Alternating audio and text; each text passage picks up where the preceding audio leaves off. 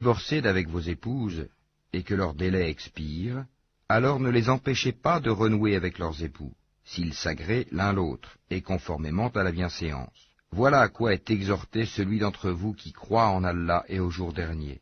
Ceci est plus décent et plus pur pour vous, et Allah sait, alors que vous ne savez pas. Et les mères qui veulent donner un allaitement complet, allaiteront leur bébé 2 ans complets. Au père de l'enfant de les nourrir et vêtir de manière convenable. Nul ne doit supporter plus que ses moyens. La mère n'a pas à subir de dommages à cause de son enfant, ni le père à cause de son enfant. Même obligation pour l'héritier. Et si après s'être consultés, tous deux tombent d'accord pour décider le sevrage, nul grief à leur faire.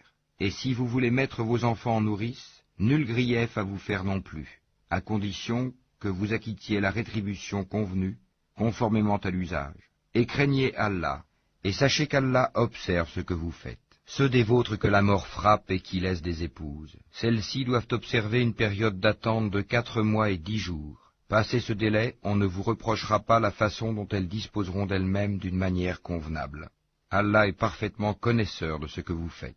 Et on ne vous reprochera pas de faire, aux femmes, allusion à une proposition de mariage, ou d'en garder secrète l'intention. Allah sait que vous allez songer à ces femmes. Mais ne leur promettez rien secrètement, sauf à leur dire des paroles convenables. Et ne vous décidez au contrat de mariage qu'à l'expiration du délai prescrit.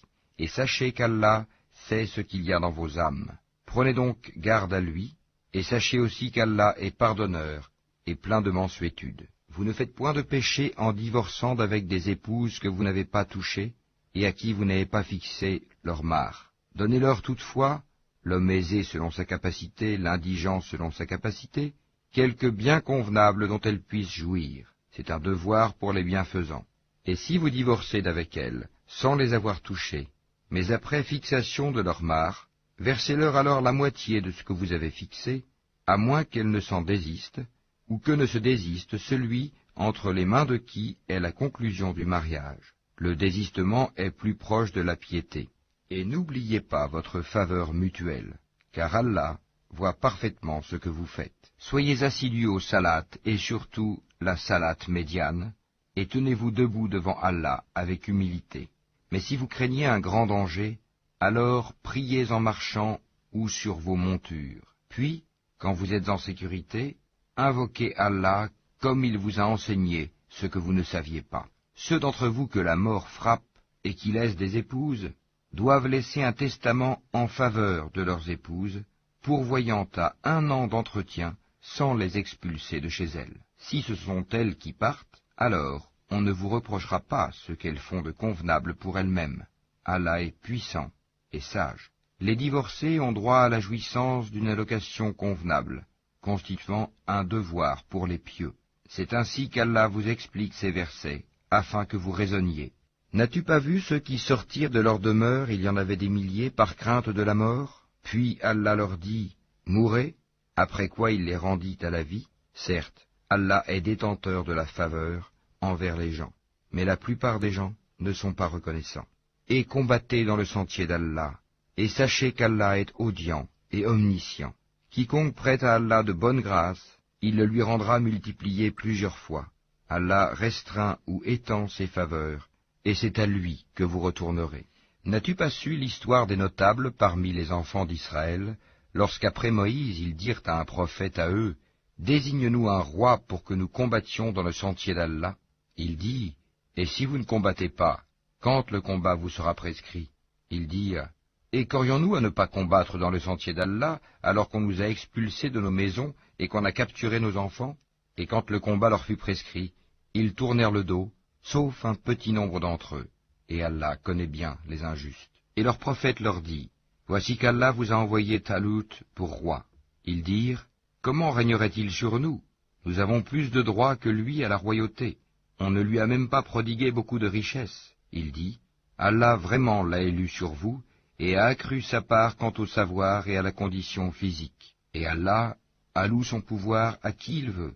Allah a la grâce immense, et il est omniscient. » Et leur prophète leur dit, « Le signe de son investiture sera que le coffre va vous revenir, objet de quiétude inspiré par votre Seigneur, et contenant les reliques de ce que laissèrent la famille de Moïse et la famille d'Aaron. Les anges le porteront.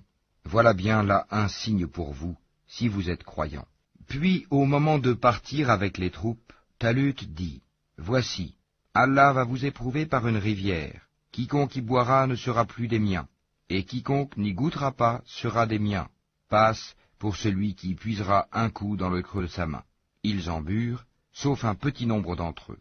Puis, lorsqu'ils l'eurent traversé, lui et ceux des croyants qui l'accompagnaient, ils dirent, « Nous voilà sans force aujourd'hui contre Goliath et ses troupes. » Ceux qui étaient convaincus qu'ils auront à rencontrer Allah dirent, « Combien de fois une troupe peu nombreuse a, par la grâce d'Allah, vaincu une troupe très nombreuse, et Allah est avec les endurants. » Et quand ils affrontèrent Goliath et ses troupes, ils dirent, « Seigneur, déverse sur nous l'endurance, affermis nos pas, et donne-nous la victoire sur ce peuple infidèle. » Ils les mirent en déroute par la grâce d'Allah, et David tua Goliath, et Allah lui donna la royauté et la sagesse, et lui enseigna ce qu'il voulut.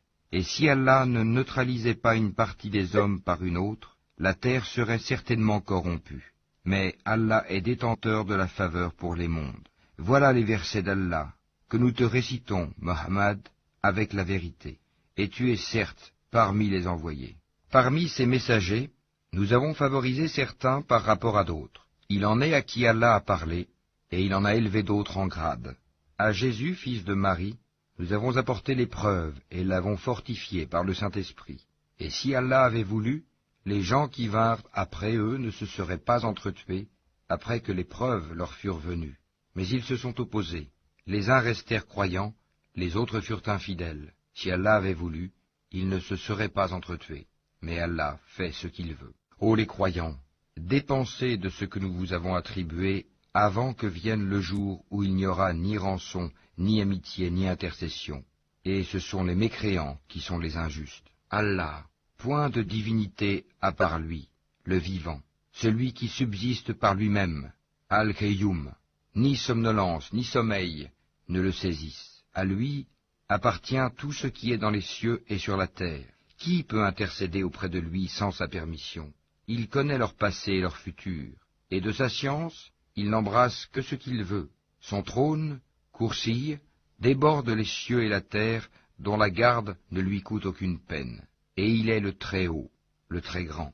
Nulle contrainte en religion, car le bon chemin s'est distingué de l'égarement.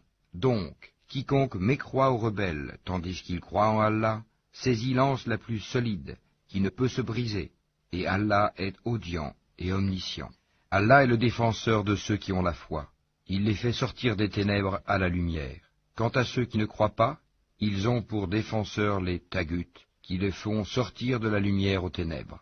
Voilà les gens du feu, où ils demeurent, éternellement.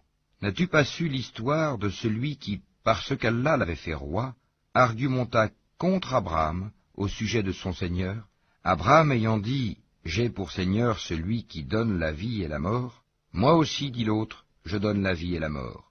Alors dit Abraham, puisqu'Allah fait venir le soleil du levant, fais-le donc venir du couchant. Le mécréant resta confondu.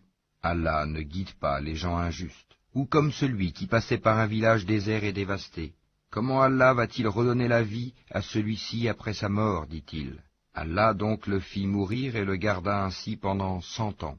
Puis il le ressuscita en disant, combien de temps as-tu demeuré ainsi? Je suis resté un jour, dit l'autre, ou une partie d'une journée.